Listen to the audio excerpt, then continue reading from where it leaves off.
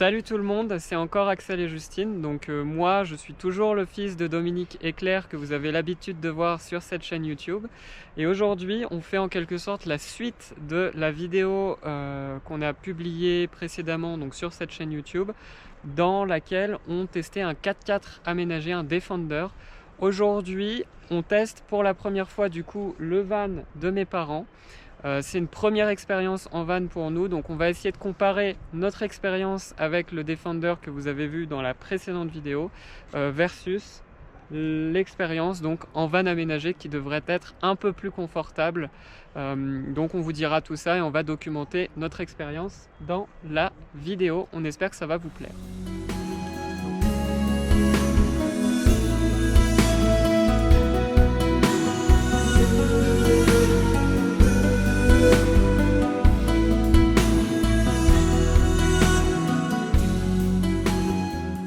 Donc là, nous nous sommes installés au Cormet de Roseland, ou plus précisément juste au-dessus du barrage de Roseland, un endroit magnifique qu'on aime beaucoup. Et on s'est mis donc juste là avec le van. Alors c'est pas forcément l'endroit le plus calme, je pense, mais Justine voulait la vue lac, enfin la vue ouais, barrage. Je suis pas déçue. Effectivement, c'est magnifique. Et on devrait avoir un beau réveil demain matin, en espérant qu'on aura le soleil. Là, je pense qu'on va tout de suite déployer le toit pour pouvoir avoir plus de place pour se déplacer à l'intérieur et pour pouvoir dormir ce soir. Alors, pour le toit, enfin le toit lit, mes parents m'ont montré comment faire. Maintenant, je vais voir si j'arrive à le faire en pratique. Alors, du coup, j'ai déjà enlevé ce truc-là. J'ai enlevé la première lanière qu'il y avait ici. Maintenant, je vais passer à la deuxième. Hop. Voilà. Ça, c'est fait. On enlève les petites protections. Et là, je crois que c'est tout. Hein. C'est ça. C'est tout ce qu'il faut faire. Faut pousser. Ouais, il faut pousser. Je pense. Voilà. Hop. Bah, c'est quand même beaucoup plus simple que dans le Defender. Ça c'est sûr. Et là du coup on peut soulever aussi cette partie pour pouvoir être debout. On a monté la petite table à manger. Donc là elle est en mode table basse, je pense. C'est une table pliable qui est vraiment très pratique. Donc on a retourné un siège. Et on en a enlevé un ici aussi pour pouvoir accéder plus facilement aux toilettes. Et là je pense qu'on va cuisiner. On va passer en mode cuisine. Alors on a des plats préparés. On est en mode gros flemmard qu'on a juste à réchauffer dans une poêle. Et je pense que on va être pas mal. On va être pas mal. Avec la belle vue. Ouais, toujours avec la vue magnifique là, avec le coucher du soleil. Il fait un peu frais, mais là on n'a pas le droit de se plaindre. C'est génial. Alors voilà le repas. Des nouilles de riz au porc, c'est ça? C'est quand même assez recherché pour un... Porc fondant, nouilles de riz et légumes. Voilà le menu de ce soir. Donc c'est vrai que là, ce qui est pratique dans le van, par exemple, par rapport au Defender, c'est que là, on est debout. Enfin, moi, je suis debout. Ouais. Et ça, pouvoir cuisiner déjà à l'intérieur. Ouais. Parce que là, il fait quand même assez frais. Et de devoir toujours cuisiner dehors, alors que là, en plus, on est en été. Ça veut dire que si tu veux partir en hiver et que tu dois cuisiner dehors, tu dois te geler. Là, cuisiner à l'intérieur debout, c'est quand même un luxe par rapport au 4x4. Alors pendant que Justine nous prépare un bon petit repas, je peux donner mes premières impressions de conduite au volant du van en tant que grand débutant dans les vannes, puisque c'était la première expérience. Alors moi je vais comparer au Defender que j'ai conduit il y a quelques jours. Je trouve le Defender beaucoup plus sympa à conduire malgré son poids de 2,5 tonnes. Je le trouve plus typé voiture. En fait dans le Defender on a l'impression d'être dans une grosse voiture, alors que là dans le van on a quand même l'impression de conduire un utilitaire. Ça me rappelle vraiment les utilitaires que j'ai conduits pendant le déménagement qu'on a fait il y a quelques mois. Alors en mieux quand même, parce que on a une boîte automatique ici qui facilite grandement la vie. Mais au niveau de la conduite, je trouve que c'est quand même, on sent que c'est quand même assez lourd quand on montait le col là, pour aller au Cormet de Roseland, j'ai trouvé que le moteur il avait l'air d'être au bout de sa vie, enfin peut-être pas quand même, mais qu'on lui demandait beaucoup, donc du coup la consommation doit être assez élevée en montée de col. Et puis dans les virages, je trouve que c'est assez, ça a tendance à virer un petit peu sur les côtés, à pas être très stable. Après c'est mon impression, j'ai aussi un peu l'habitude aux voitures de sport, donc là c'est vraiment pas comparable. Mais en tout cas j'ai préféré la conduite du Defender, si je devais choisir entre les deux au niveau de la conduite, je prendrais le Defender. Après c'est vrai que l'aménagement ici facilite bien la vie, et on va le découvrir aussi cette nuit dans l'attente de toi. Là-dessus on va aussi vous faire un débrief demain matin pour vous dire ce qu'on en a pensé. Premier repas dans un van, ça y est, première expérience. Nos petits repas, une petite bière, et puis on n'a pas trop froid. Enfin, on est mieux que dehors en tout cas, parce que là, quand on est en altitude, ça y est, il fait nuit, enfin presque, et j'attends dehors dans le froid parce que Justine est en train de tester les toilettes chimiques du van. Donc ça implique que je sorte dehors me cailler.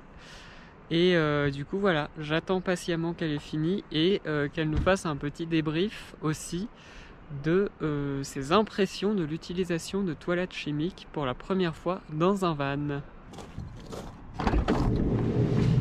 Alors, comment c'était les toilettes chimiques? C'était bien. Validé. Mieux que les toilettes sèches du 4x4? Et au moins, comme ça, on peut faire pipi à l'intérieur sans que les gens tout autour nous voient en train de faire pipi. Mais aussi un petit peu plus au chaud. Oui, c'est vrai. Sauf pour celui qui patiente dehors. L'heure fatidique de l'escalade est arrivée. La phrase était un peu nulle, j'avoue, mais bon. C'est le moment d'escalader. J'espère qu'on peut se maintenir. C'est plus difficile que ça en avant. Attends, je te l'avais dit. C'est pas grave. J'ai déjà essayé une fois avant, j'ai pas Il réussi. est tombé. Donc on va réessayer, c'est parti. Donc, apparemment on m'a dit qu'on pouvait se mettre là-dessus. Ah, ça y est, il a réussi. Voilà, je suis dans mon lit. À toi maintenant. Oh non. Alors les premières impressions dans l'attente de toi, c'est que ça paraît quand même vachement étroit. On est beaucoup plus à l'étroit que dans l'attente de toi du Defender par exemple, où il y avait largement la place. Là, je dirais qu'il ne faut pas être claustrophobe parce qu'on peut vite se sentir un petit peu mal, je trouve en tout cas. Voilà. Mais bon, à part ça, le lit a l'air quand même assez confortable malgré l'épaisseur du matelas. Donc ça, on le vérifiera surtout en fin de nuit.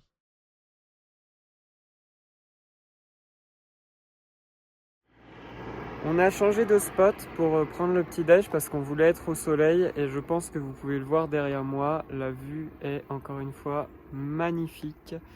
Et du coup, on est en train de préparer la table avec vue lac, c'est quand même grandiose. Je vais retourner la caméra pour vous montrer ça tout de suite. Voilà ce que ça donne.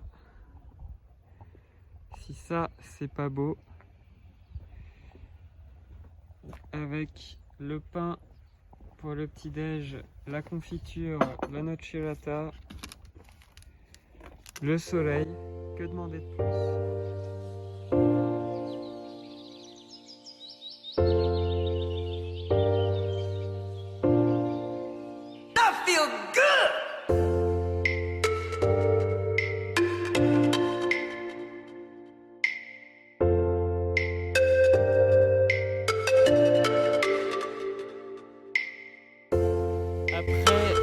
Environ 2 heures de route depuis notre petit déjeuner ce matin au Cormet de Roseland, on s'est arrêté à un autre spot à Saint-François-Longchamp pour poser un petit peu, pour peut-être manger ce midi.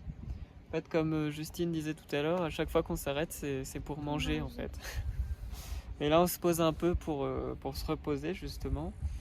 Et encore une fois, face à la vallée de Saint-François-Longchamp. Et a priori, ce soir, on va s'arrêter, enfin cet après-midi même je pense, au col de la Croix de Fer, parce que c'est un beau spot qu'on connaît bien aussi. Et puis ça devrait être sympa pour dormir ce soir aussi, je pense, même si on va peut-être avoir un petit peu plus froid que la nuit dernière, puisqu'on sera plus haut que le Cormet de Roseland. Voilà. Bon, nouveau spot de rêve, encore une fois, toujours sur notre parcours. Donc là, ça y est, on est arrivé au col de la Croix de Fer, devant un lac, encore une fois. En fait, on fait plein de lacs aujourd'hui, sous le soleil. C'est peut-être là qu'on va dormir ce soir. Donc le van est juste ici. Et on va voir. On va voir si on se met là ce soir ou si on monte un petit peu plus haut. Mais c'est vrai que ce spot, en tout cas, pour dormir, je pense qu'il devrait être pas mal du tout. Bon, du coup, on a un petit peu bougé depuis tout à l'heure. Mais on n'a pas trouvé le spot de rêve cette fois-ci. Mais bon, c'est quand même pas mal. On a vu sur la vallée. Mais sauf qu'on est complètement à l'ombre, donc on va avoir un petit peu plus froid pour manger ce soir. Je pense qu'on va manger à l'intérieur du coup. Et puis voilà, on a mis les cales. D'ailleurs les phares sont allumés, il va falloir que j'aille les éteindre. Voilà, dernière nuit, donc on en aura fait 2. Et pour le moment on est assez content de l'expérience. Sauf que là on a un petit peu plus galéré à trouver un spot. On aurait peut-être dû rester à celui qu'on avait vu tout à l'heure qui était magnifique. Ce soir on avait la flemme de faire à manger, il y avait une pizzeria pas loin, donc voilà. On s'est installé un petit repas pizza et puis ça va être très bien comme ça. Pizza dans un van, c'est assez sympa. Voilà, on se réveille, deuxième nuit dans le van effectué sous un magnifique soleil, comme vous pouvez le voir. Petit débrief là de la deuxième nuit. Alors moi j'ai toujours l'impression d'avoir un petit peu de mal à dormir dans la tente de toit. Je crois que je suis un petit peu à l'étroit. Je sais pas si c'est un petit peu mon côté claustrophobe qui parle. Mais bon, ça c'est un détail. Sinon c'est plutôt confortable. On a vraiment pas mal au dos comme c'était le cas par exemple dans la tente de toit du 4x4, du Defender. Là on dort quand même beaucoup mieux. Puis c'est super agréable de se réveiller dans ce cadre magnifique avec une température agréable pour prendre le petit-déj. Voilà, donc en tout cas là pour le moment, très bonne expérience avec le van.